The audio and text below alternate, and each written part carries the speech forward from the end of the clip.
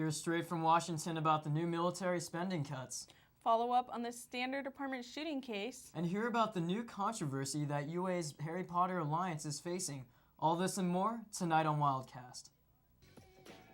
This is Wildcast.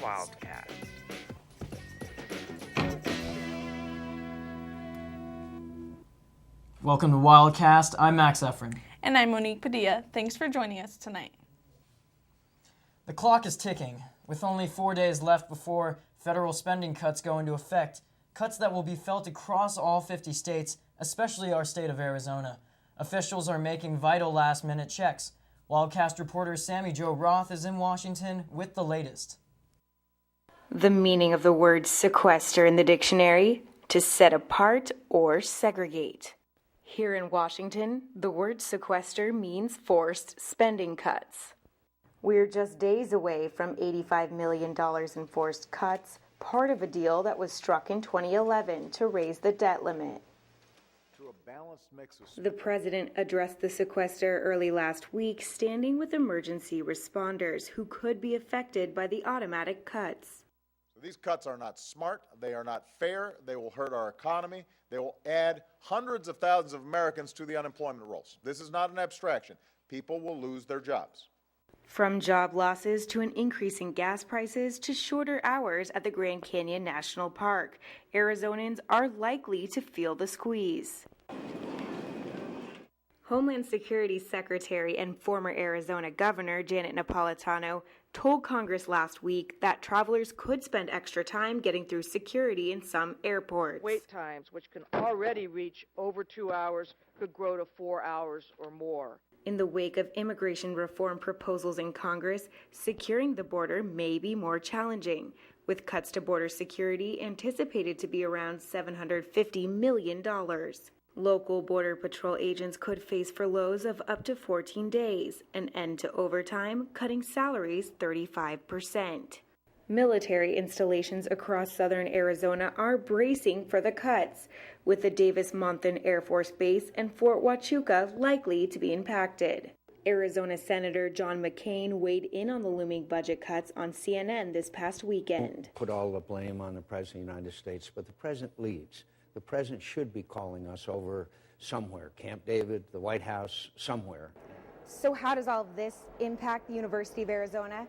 We could take a $15 million hit if the sequester goes into effect.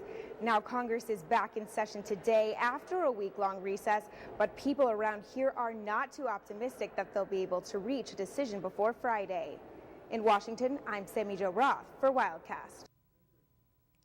Sheriff Joe Arpaio and his citizen-driven posse have drawn national attention with their initiatives concerning safety on school campuses. Wildcast reporter Akram Katarega spoke to students and faculty on their campus to sample their opinions on this hot topic. The recent shooting in Newtown, Connecticut that killed 20 children and 6 others at Sandy Hook Elementary School has fueled a national debate on gun control. In response, Arizona Sheriff Joe Arpaio and self-styled toughest lawman in the West plans to dispatch a 3,500 posse member around schools in Arizona to help patrol them. And I honestly never felt unsafe at my high school. I thought that, and there was always threats. There was a story once about a kid that had a gun on campus in his backpack, but the administration did a really good job taking care of it. I always felt that I was safe where I was when I was going to school. I was never scared.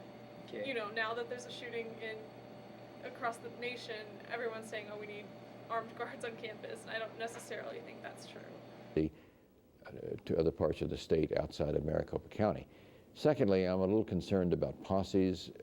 These are people who volunteer, and sometimes these volunteer posses can turn into vigilantes. They may not be fully trained.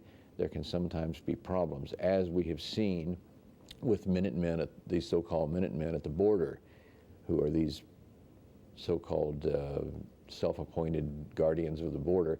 And sometimes they're not fully trained, and there have been some problems. And I'm afraid that what he's doing can also lead to problems. And I think that the answer to violence in schools is less guns, not more. So I'm not sure that putting armed people in schools who may not be expertly trained is such a good idea. We'll see. Reporting for Wildcast, this was brought to you by Akram Kateriga. Thank you.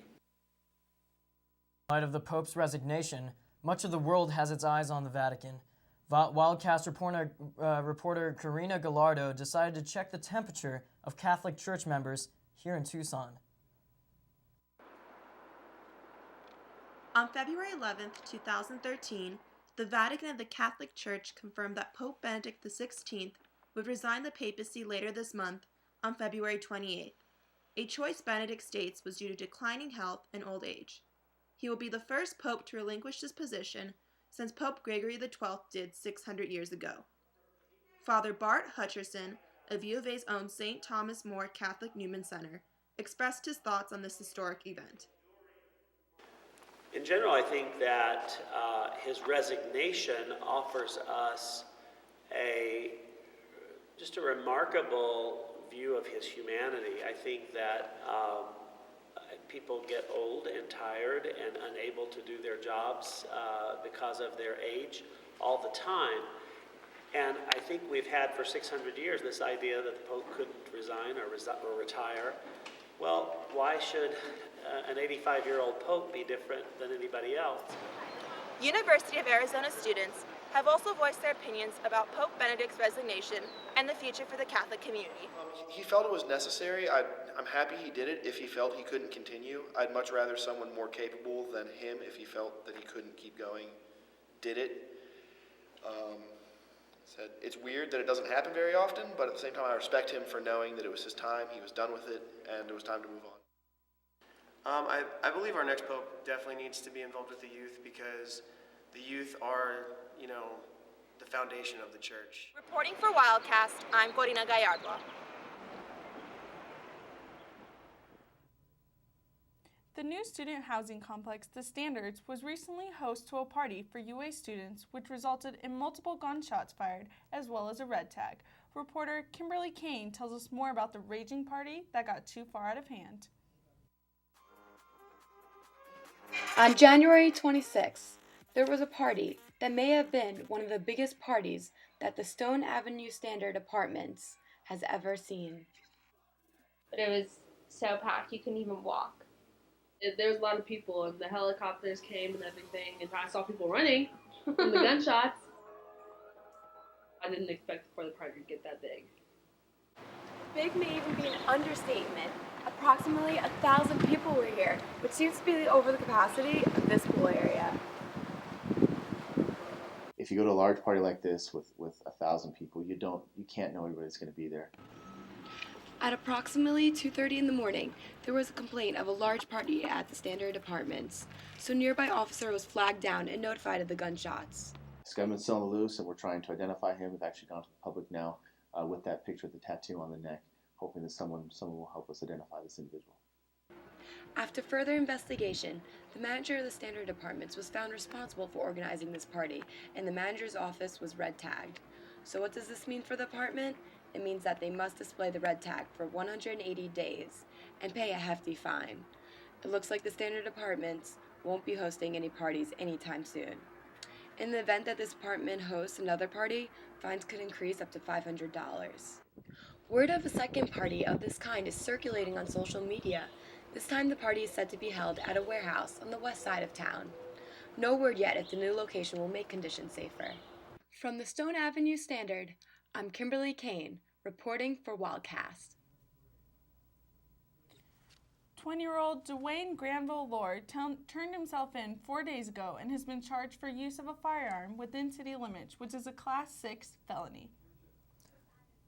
Stay with us after the break for a look into the excitement of this year's Rodeo Week. Hi, it's David Hasselhoff, the Hawk. Get Hawk with UATV. Stay tuned. Don't change the dial.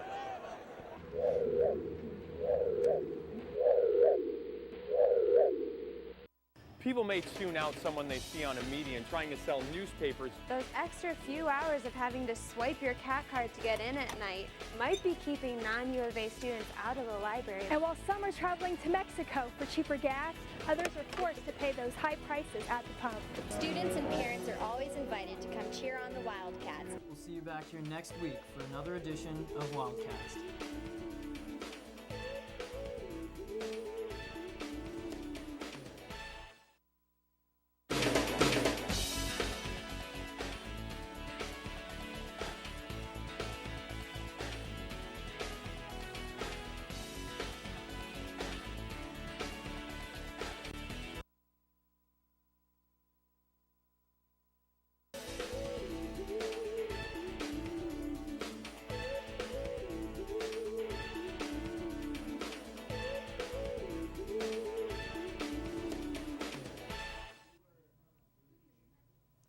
It's that time of year again when the rodeo. It's not scrolling.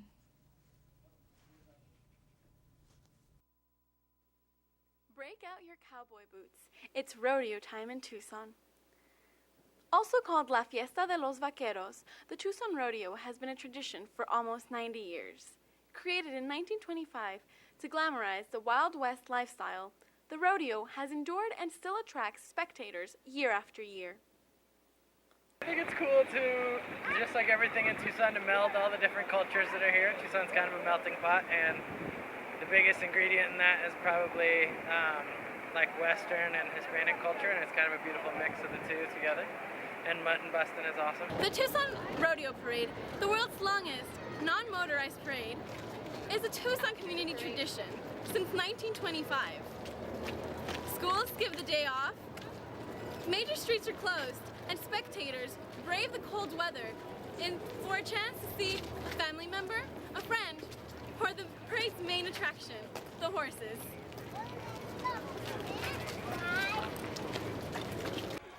It's one of the top priorities for the city of Tucson. It's great. It's a great history, tradition. Hundreds of thousands of people come to it annually, and it's been going on for a long time. Oh, it's always worth it. Can't miss it. You see the show and all the people, all the cowboys and cowgirls that come out. It's great. We get to see the horses and everything, and we get to see the princess and the cowboys. The Grand Marshals at this year's parade were none other than Captain Mark Kelly and former Congresswoman Gabby Giffords. Reporting for Wildcast, this is Sarina Nafarrate. That's so crazy. I can't believe schools actually got the whole day off just for rodeo. Right. I think we're one of the only places in the nation that do that, to my knowledge. Right. That's pretty awesome. cool. The desert became a winter wonderland this last week as Tucson experienced an unusual snow day. A UA student sent us this video of the storm. Areas in Tucson got anywhere from about an inch to nearly 4 inches of snow. While this may not seem like a significant snowfall, it certainly made an impact. The Accenture Match Play tournament had to be suspended, flights were diverted from Tucson International Airport, and schools were delayed or canceled all across town. The last time Tucson had a snowstorm was way back in January of 2002. So far, many local residents, the snow was a welcome and exciting surprise. One of the UA's main sources of transportation for students on campus is bicycles. With many cases of reported bike theft in the past, reporter Desiree Valenzuela looks into the issue and gives us some insight on how to keep your bike safe.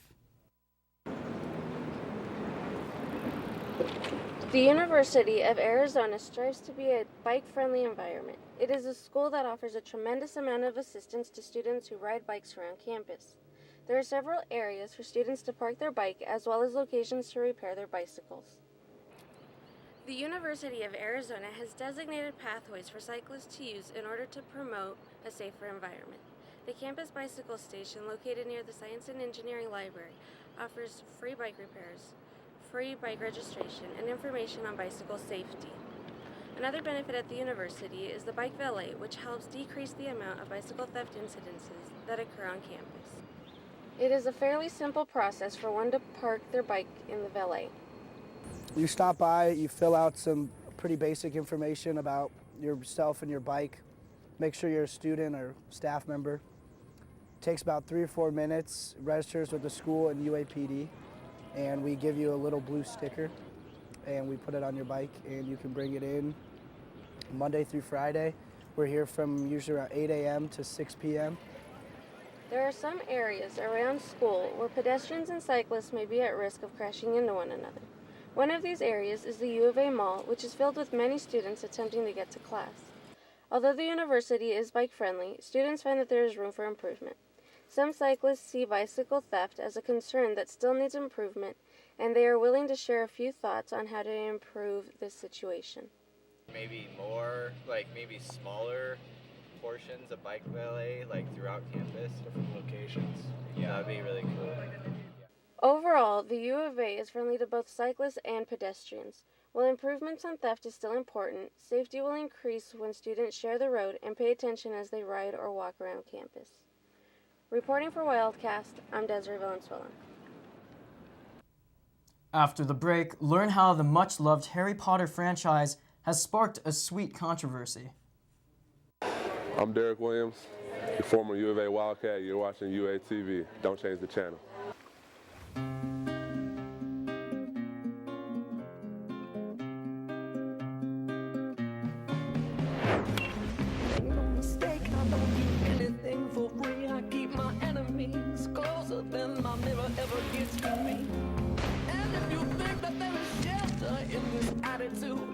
Where do you feel the warmth of my gratitude?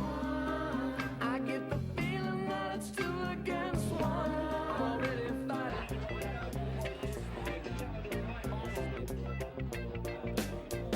The life I lead is enough of a dog. I may have fleas, but I run a yard. I see those clones looking down on me, but unlike those clones, this dog is free. Oh Lord, it's a dog's life.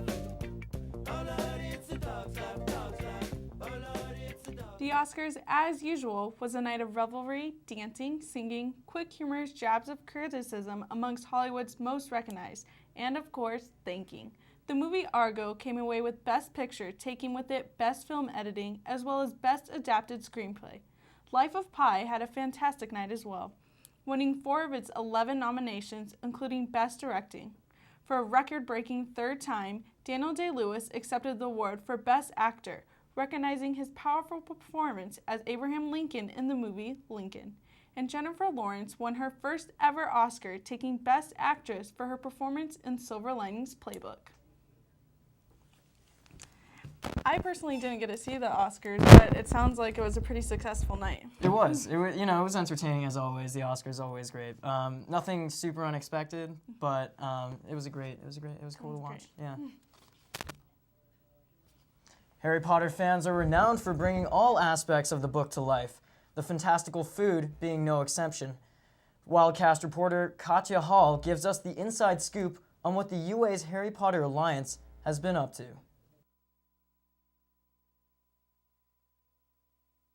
Not only does it make for a yummy treat, but it serves as a powerful antidote for the cold effect produced by contact with dark magic. There are a lot of antioxidants and things like that apparently, there are some chemical compounds that do make people feel better when they eat chocolate. As soon as the trolley cart rolled up with Harry Potter chocolates in the Muggle world, everyone wanted a piece of the remedy. It's really exciting when they produce something that is from the books and relates to the books, because it's a little piece of getting something in reality, and there's something about getting a chocolate frog box. You're like, this is awesome. However, the cocoa plant is one of the most corrupt agricultural crops in the world. A group on campus known as the Harry Potter Alliance was upset to be presented with an independent report that Harry Potter chocolate received an F in human rights. A couple years ago, Free to Work put out a report about the status of the human rights in the chocolate producers that Warner Brothers was using, and they received an F, and so we were concerned about that. So we asked them, kind of what their plan was and how they were going to fix that. And they came back and said, we did our own report, everything's fine, don't worry about it. So we're like, great, that's awesome news, can we see it? And they said no, and we thought that was kind of sketchy. So essentially what we're doing now is we're petitioning them to either show us the report proving that they are using fair trade chocolate and they're not using child slavery in their Harry Potter products. The U.S. Department of State estimates that more than 109,000 children in Cote d'Ivoire's cocoa industry work under the worst forms of child labor, and that some 10,000s are the victims of human trafficking or enslavement. Warner Brothers responded, citing a report that it negates the F grade in the Free to Work report. So if students want to get involved in the campaign, they can either talk to us at the University of Arizona Harry Potter Alliance. You can contact us at uahpa.org to get a hold of this petition and sign on behalf of a Harry Potter character, either your favorite or just one of the ones from the books. Or you can go to showusthereport.com to submit your petition entry online, and it will be added to everybody's from across the country. Reporting from Hogwarts, I'm Katya Hall with Wildcast. And now we turn it over to reporter Ashley Neville for a breakdown of Arizona's recent athletic highlights. Ashley? The Arizona basketball team won its third straight game Saturday after picking up a weekend sweep of the Washington schools at home. Kevin Parham held it down for the Wildcats on Saturday as he matched his career best with 5 3-pointers in 6 attempts, scoring a season-high 19 points and leading Arizona to a 73-56 victory over Washington State. Parham opened the game with 2 quick threes, and the Wildcats led for the rest of the game. Shortly after those threes, the Cougars went 10 minutes without a field goal, resulting in a 14-2 Arizona run that put the Wildcats up 20-7. Mark Lyons added 14 points, and freshman Caleb Tarczewski had a career-best 12 points for the Wildcats. Tarczewski helped Arizona win 2 games this week by averaging 11 points and 7 rebounds per game, while shooting 67% from the field. He opened the week with 10 points, a game-high 8 boards, and a steal Wednesday against Washington, and added season-high totals of 12 points and 2 assists to go along with 6 rebounds Saturday against Washington State. Because of his performance, Tarczewski has been nominated for Player of the Week. Another Wildcat has also been nominated for an award. Arizona sophomore guard Nick Johnson has been nominated for the Geico Play of the Year with his game-saving block against San Diego State on December 25th. Johnson is competing against 7 other finalists in a week-long competition to determine the Geico Play of the Year. The winner will be announced during the Geico Best of College Basketball special, which airs April 6th on CBS. Arizona baseball clinched a 3-game sweep of San Jose State after a 9-4 victory on Sunday. Arizona was held hitless for 6 innings before erupting with 9 runs in the 7th and 8th innings. The victory was Arizona's 4th straight overall and its 12th consecutive at High Corbett Field dating back to last season. The Wildcats are now 7-1 and continue their season-long 18-game homestand with 5 games this week. Arizona's men's tennis team picked up their 8th win of the season with a 7-0 victory over the DePaul Blue Demons. The Wildcats claim victories on all courts, and Kieran Thompson, a junior from Brisbane, Australia, remains undefeated in singles play. It was another exciting week for sports fans. I'm Ashley Neville, and thanks for listening. Thank you, Ashley. For those of you who would like to support us, March 5th and 6th are the dates to vote online to pass the students' media fee, which would give us funding and help us continue to bring you the stories that are important to you. As always, thanks for tuning into Wildcast. You can watch us anytime online at uatv.arizona.edu or on our YouTube channel, UATV-VHC3.